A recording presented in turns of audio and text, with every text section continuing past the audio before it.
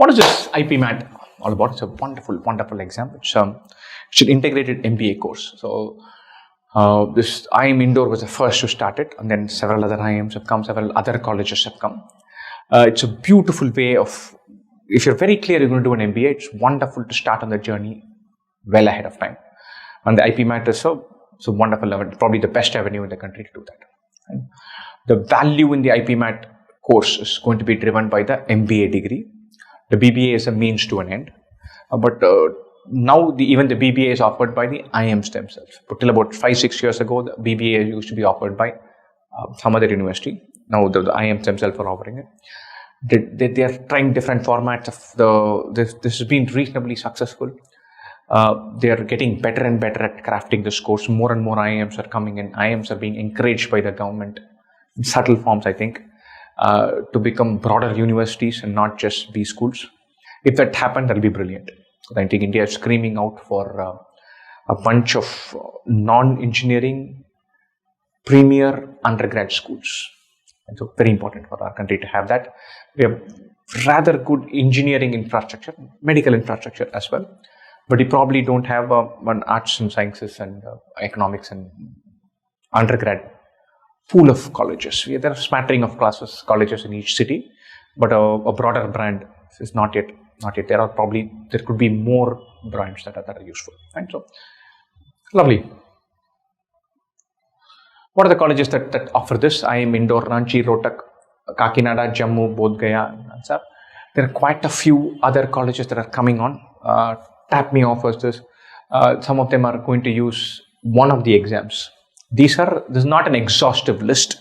IIM Indore was rather the pioneer in this. IIM Indore was probably the best branded integrated course in the country. And so it's a wonderful college to study from. You're going there for the MBA degree, but the BBA degree builds you up for the MBA degree. The students who've gone through the course have very good things to say about it. The environment is brilliant. The setting is rather nice. The campus is beautiful. So it's barring extraordinary circumstances, you get an admit into one of the top 3-4, you should just take it up straight away without batting an eyelid. And so, what are the criteria for getting in? You should get minimum 60% in class 10 and class 12, and then the entrance exam score is the determining criteria. To get a call, some of the IIMs have an interview process, some don't. And that also keeps changing. In many ways, IIM Indore has a very clear game plan. Others are coming on. They're not like a place like Jammu and Bodh Gaya are about 2-3 years old in the IPMAT integrated course game. So they don't have clarity on everything yet. And so some have an interview process, several don't. Will that stay like this? We don't know. Perhaps it will change. What are the IPMAT entrance exam? Indore has one, Rohtak has one, and this is JIPMAT. Indore one is used for IIM Indore, Ranchi, Kakinada, and answer. Rohtak is for IIM Rohtak. JIPMAT is for Jammu and Bodh Gaya. As I said, there are quite a few colleges outside of this list that are offering integrated management courses, the 5-year courses even today, and a lot more that are going to get added on. At least that's the plan. Right? They will choose one of these 3 or more than one of these 3. And the newer ones will say you can apply with your IPMAT Indore score or JIPMAT score or Rohtak score. Right? Anybody who's preparing for IPMAT should write all 3 exams. They're broadly similar, test similar things. Level of difficulty wise, this is the toughest. This comes next, then this comes third. Difficulty level. Right? So, and the difference in difficulty level is rather stark. IPMAT Indore is a fabulously tough exam, questions content-wise. JIPMAT is a very straightforward exam. And so the gulf in level of difficulty between here and here is huge. And so if you're preparing, you should prepare for all 3. The syllabus, framework, style of questions, multiple choice exam, center, dynamics, all of them are going to be very similar. But you must keep in mind that this is super tough on a question-to-question basis. This is super easy. So cutoffs, your at exam question attempting strategy, preparation plan, all of those will have subtle variances across the 3. Something to keep in mind. Right? What is there? The IPMAT Indore exam. So it says 3 sections: verbal ability, quantitative ability has 2 parts. multiple choice questions and short answer questions. Usually, there are negative mark for all multiple choice questions, usually +4, -1. For the short answer questions, will be writing in an answer. You're not going to write a long answer like a descriptive answer. Your answer is going to be something which is fiercely objective. It'll be like, how many cans of water are there? You have to write an answer which says 7 or 8. And then you get grade on that. Here, it is still objective, but not multiple choice. So these questions do not carry negative marks. So, 3 sections. Verbal ability, and then 2 parts in quantitative ability. The data interpretation part will sit inside the quantitative ability section. And so, wonderful. Usually, the big scoring section tends to be this, the verbal ability section, but they have a mechanism to normalize the score. They say basically that I'm going to look at your score in the context of what is the best score here, and then normalize it, and then bring it back to an overall thing. It's a reasonably complicated algorithm and formula that they follow. But what is a proxy for it? What does this normalization, what does this thing actually mean? You need to have a certain balance. If you say, look, I'm getting 220 marks here in this exam, 160 from here, and then 30 from here. This same 220, if it is better spread, probably your score is going to be normalized better. Right? IIM Rohtak has 3 sections: verbal ability, logical reasoning, quantitative ability. Again, IIM Rohtak generally as a rule of thumb is simpler. The math section in Rohtak is far simpler than what we have come to see in Indore. The IIM Indore math section is super challenging. Rohtak is far simpler. The logical reasoning again is simpler. There's no like for like comparison with IIM Indore IPMAT, but these questions are not too difficult. JIPMAT, again, verbal ability, DILR, that is data interpretation and logical reasoning, and quantitative ability. JIPMAT is an order of magnitude simpler than IPMAT, IIM Indore. And so this is you'll get questions which can be answered in a minute and a half. This is straightforward exams. And so if you have to have parallels for this, IPMAT Indore is like your CAT exam, which students do MBA, but tougher than CAT. JIPMAT exam is like the bank PO exam, but probably simpler than that. And the time pressure is going to be there, the competitive intensity is going to be there, but on a question to question level, there's every chance that there are 100 questions here, you'll know how to go about 90 of them, or probably more. Whereas in IIM Indore, they test heavy duty trigonometry, heavy duty coordinate geometry. They want you to have a grasp of functions, the questions on matrices and determinants. So it's a math paper rather than a quantitative aptitude, speed, solve quickly, kind of simple paper. Not like that. Right? So there's preparation style has to vary. Keep that in mind. Right? Building strong fundamentals is absolutely key. Those of you who are preparing for over a longer cycle. And so it is super important to have this idea ingrained into you. Lots of students who prepare for IPMAT prepare intensely in the window after their board exam till IPMAT exam, to each of them. So usually the earliest of the IPMAT exams is about 6-7 weeks after board exam. And then after 2 weeks comes the second one, 2 more further weeks comes the third one. So that 6, 8, 9, 10 week window is when people prepare rather intensely for this. But it's probably helpful to have a longer outline to prepare for it. Lots of syllabus overlap is there. If you're, there is an overlap to some of the other competitive exams, like the JEE, or to other exams like the TISNET and the HSCE. So depending on which way you're planning your career based on after your class 12, you'll have a parallel set of exams to prepare for, in the sense that it's not that you're preparing only for IPMAT. It's a bunch of exams to prepare for where IPMAT gives you the funda and the core. So build with strong fundamentals. Don't do any shortcutty, gimmicky thing. Not worth it. Make sure that you have the fundas in place, and this is super important. Build a wonderful reading habit. Super important. I know class 12 is a super challenging time to suddenly go out and read something, but your preferred break from studying must be reading. It cannot be television. It cannot be too much sports. It definitely cannot be Instagram. And so class 12 super exam, crucial exam. So if you feel like, look, I'm getting, oh my God, I need a break. I can't see any more physics or chemistry today. Then you should pick up a book and read it. You cannot say, look, let me do some Instagram thing. And so this is super important, super crucial. Preparation style wise, we've broken this into two. So non-JE,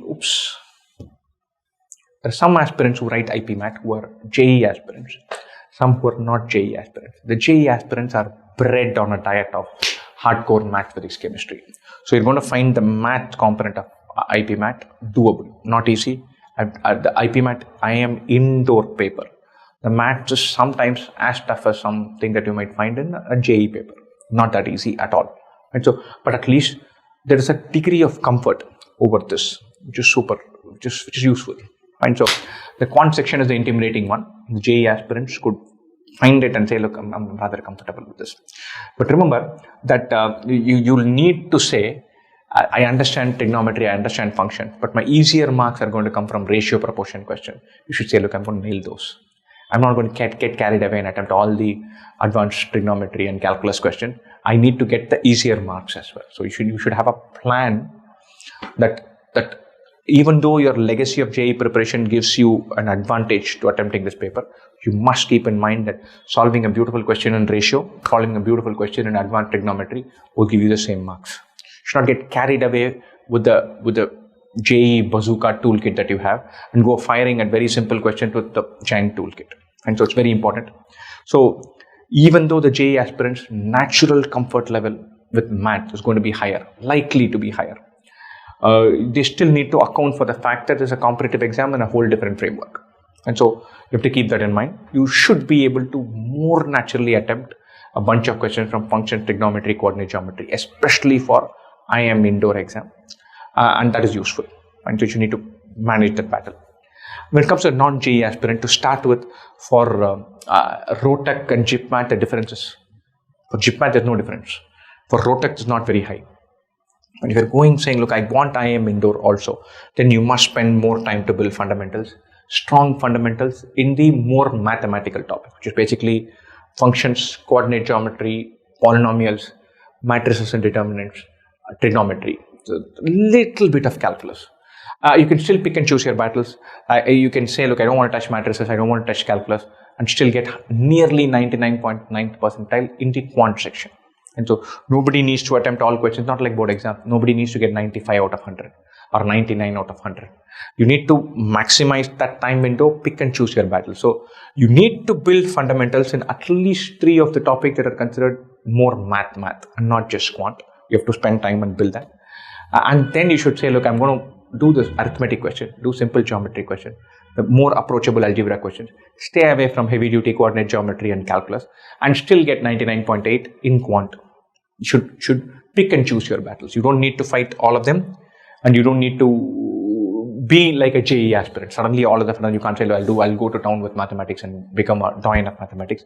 It is definitely not required. But you must dwell on building strong fundas in mathematics, because about a third of the paper, of the IPMAT IIM Indore paper, about 40% nearly, is a bunch of challenging questions from more mathematical topics. You cannot say I leave all 40% of the entire bunch. You should say, look, I can leave 20% of the questions, or I don't even touch 20% of the questions. But in order to be able to access 80% of the pot, you need to bring strong fundas. And this is not, they're not going to ask you the questions to prove this theorem and establish some insanely tough lemma. But understanding, you cannot afford to be intimidated by X's and Y's. You cannot say if lots of algebra comes, I'm in trouble. You cannot say, oh, they're asking something with where circles and lines are involved. The questions are approachable with intuitive methods, but you have to break that intimidation barrier. You can't say, look, I don't get this. You have to say, look, I'll learn from basics, understand this, and then approach it in my own way. It is very much approachable, very much doable, very much crackable without insanely strong thousands of questions backbone for mathematics. But you cannot say, I'll turn up and wing it. That doesn't work. This is a topic allocation. First of all, this is a data, or this is carved out based on what we have seen the last year and extrapolated and understood based on what has happened, what might have happened 2 years. At least IIM Indore is more predictable. Rohtak, I wouldn't take this too seriously, because this Rohtak paper had an extraordinarily heavy bias towards permutation, combination, probability. like we're seeing here. It is very much possible that they look at it and say, look, oh, we've not asked any questions in these topics, too much in this. Let me adjust it and reduce the weightage for permutation probability. Very likely. It is possible at the very least. So you should not get carried away by this. But as I said, if you look at this, if you look at percentages, simple interest, compound interest, ratio, proportion, speed, time, distance, progressions in series, these are very approachable topics. Linear and quadratic equations, geometry and mensuration, number systems, permutation probability, set theory, these are again approachable topics. So if you break this down and say, I'm not going to go into the inequalities, modulus functions, I'm not going to go into binomial theorem, I'm not going to touch matrices and determinants, it's too difficult. You'll still be able to access 80% of the paper. If you access 80% of the paper, your route to 99.9th percentile is clear. Nobody needs to answer all these questions. You answer half the questions, you're crossing 90th percentile, probably 94, 95th percentile. So keeping that in mind, you have to pick and choose your battles. These are the heavy duty systems, questions, topics. This is obviously a tough idea, but you can grab it. It's very much possible to study this also. Trigonometry is heavily tested. So too was number systems. Within this, functions is already sitting here. You can say of these three, I'm going to hit only one or two and still have a route to 99th percentile. Very much possible. Right? So without doing heavy duty mathematics, you can carve a route to 99th percentile in this exam. And if you're not a natural JEE aspirant, you say, look, that's my plan. I'm going to do that. Still prepare from basics, still prepare from fundamentals, still reinforce simple ideas. Don't let that go. But you can approach this paper without being a king of mathematics. Wonderful. I'm pretty much done with what I wanted to cover. To give you a download about what is IPMAT, what are these different exams, what is the plan, when does this happen, all of that. As far as the schedule is concerned, broad overview. We run classes, the plan for this is like we have all the simple topics get covered in one track. The verbal gets covered in one track. And then we allot a separate track for the tough, juicy topics, a set of 12, 13 classes. Outline wise, we would look to start batches. We've already started a few batches. We would look to do classes all the way to December and then pick up the pieces again in April. So we will look to give you guys a break between about 6 weeks before your first board exam happens. Is when we'll say, look, we're not doing any more classes. You need to switch on and play that game now. Finish that, come back at the end of the board exam. So that'll be the plan broadly. Best wishes.